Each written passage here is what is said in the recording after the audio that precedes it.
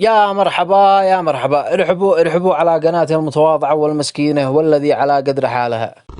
3 2 1 go. واهلا وسهلا بكم في موسم الرياض. اكتشاف المواهب الجديدة في موسم الرياض. يلا نبدأ نوريكم المواهب هذه، ما شاء الله عليهم متعطشين للفن، وتم اختراع رقصات عجيبة. رقصة هش الذبابة. شوفوا هذا في الديدان. ايش في هذا مستعجل؟ طيب اتكلم زي الخلق، ايش فيك؟ والله اوكي، تشتي الحمام او ايش؟ انصحهم كلهم. هذا يمكن نخشوه لما اصبح عندك خلل في النظام.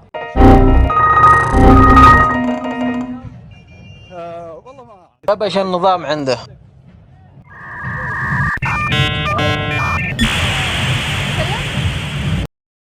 شوف المقطع هذا، أصبح الحجاب لمن استطاع إليه سبيلا. لا حول ولا قوة إلا بالله. على فكرة القفز مش حلو للبنات. Are you sure about that? شوف المقطع هذا، أيوة بدأ يتحمس بعد مسكة الخصر، هيتطور الأمر. نزلت يده. الآن فهمنا الموضوع، تفكير من تحت السر ومنزل. الآن بدأ يدخل يده في الأماكن الحساسة، الأماكن الذي فيها المفاعل النووي، الأماكن الذي فيها الاحتباس الحراري. هذه الأماكن خطيرة، خصوصا في الأماكن العامة. إذا ابتليتم فاستتروا. يا خرا شنو هذا؟ شوفوا ماسك فمه كأنه بيوضع حاجة عشان ينسجم مع الرقص، عشان يكيف مع الرقص. الله يلعن عارك. شوف المقطع هذا، عندما تكون متعود على أناشيد فرش التراب يضمني.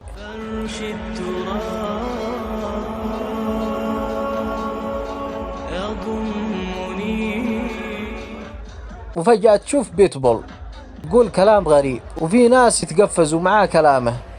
هنا العقل يبدأ البرمجة وتلقي المعلومات الجديدة.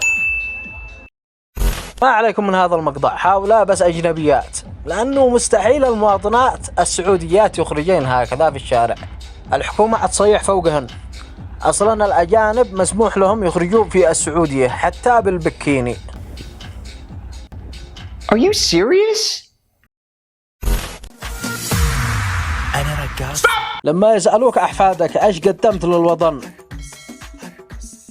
قل لهم كنت أرقص في موسم الرياض. على فكرة لو تلاحظ الفيديو هذا الذي نشرته قبل فترة، أنا لم أنتقد السعوديين أو الشعب السعودي، أنا انتقدت بس الفئة الشاذة، انتقدت الفئة الذي شوهت بسمعة المملكة العربية السعودية. هؤلاء ما يمثلوا إلا أنفسهم، لا يمثلون الشعب السعودي. هؤلاء عبارة عن 2% من الشعب السعودي. بعض المعلقين عيال الناس والمحترمين يجي يقول لك ما لك دخل، هذه بلادنا واحنا حرين. كيف مالي دخل وانتوا المفروض تكونوا قدوة للإسلام والمسلمين؟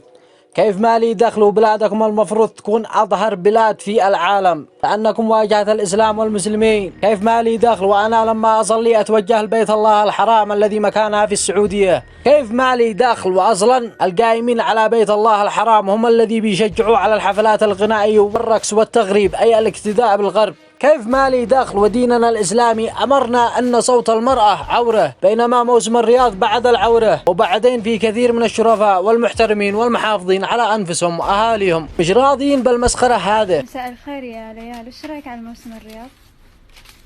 مساك الله بالنور. لا تعليق. إذا تكلمنا زعلوا وإذا سكتنا برضو لا تعليق. بس تمنيت إن المهزلة هذه إنها ما تصير عندنا، يعني خسارة ألف خسارة والله، في شيء يوجع القلب. كانوا على الأقل فصلوا البنات عن الأولاد، ما دام البنات قاعدين ما عندهم أي حشمة لنفسهم. إيش اللي طالع فوق الرجال؟ تطلع فوق كتافه إيش يسوي لك؟ أخوكي لو أخوك ما بيرضى لك كان بيكسر رقبتك، زوجك برضو ما بيرضى لك كان يكسر رقبتك. مين بيكون؟ واحد في الشارع. لا تعليق. حسبي الله ونعم الوكيل. في نفس الوقت مش قادرين ينتقدوا حتى ولو بكلمة، لأن بعدين حيطلعوا في سناب الداخلية تم القبض الذي يقول إحنا حرين ما لك دخل ببلادنا. أقول له أنا كمان حر انشر في قناتي الذي أحب وما لك دخل يا منافق. أما أي أجنبي أو عماله بيشتغل عندك هو بيشتغل عندك لأنك إنسان عاجز مش قادر تعتمد على نفسك فبتستعين بغيرك يا عاجز. والشغل مش عيب، الشغل عبادة، والعيب والحرام هو الرقص والحفلات الغنائية والنفاق، والساكت عن الحق شيطان أخرس. وإذا أعجبكم هذا الفيديو لا تنسوا بالاشتراك في القناة وتفعيل زر الجرس ليصلكم كل جديد. يلا سلام.